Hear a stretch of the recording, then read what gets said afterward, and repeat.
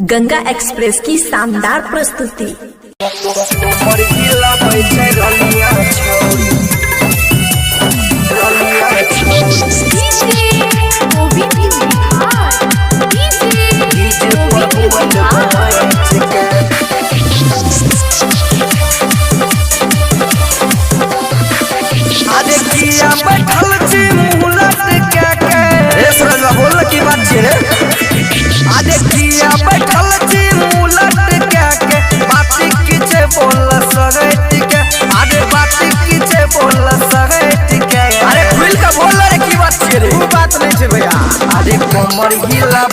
रनिया छौरी डीजे पर घुमच घुमैच के कमर हिलाबै छै बिनिया छौरी डीजे पर घुमच घुमैच के हिलाबै छै रनिया छौरी।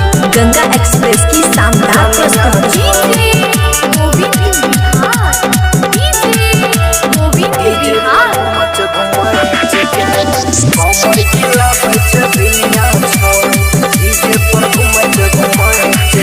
अरे डीजे वाला बजबै छौ कोन गाना छौरी गी नाचे छौ करके बहाना बड़ा जबरदस्त टॉप के माल लागे छौ रे।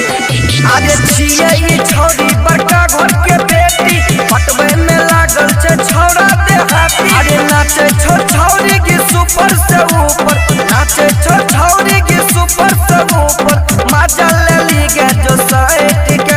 अरे मजा ले ली गे जो साइट के।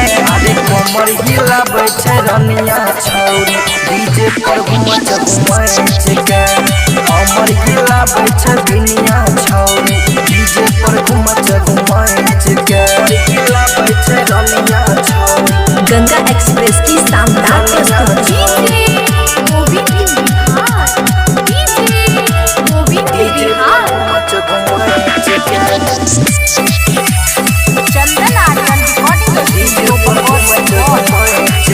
अरे हंस के छोरी जे लटकै छौ बगारी देखी के सनकै छौ बलजित बिहारी। अरे छोरिया के लपेट में नहीं रे छोरा सब।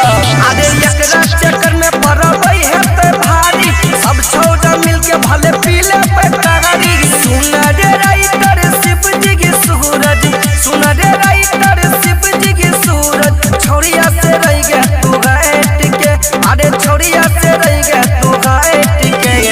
कमर हिलाबै छै गुड़िया छौरी डीजे पर घुमच घुमैच के कमर हिलाबै छै नेहावा छौरी डीजे पर घुमच घुमैच के। चंदन आर्यन रिकॉर्डिंग स्टूडियो बकौर सुपौल।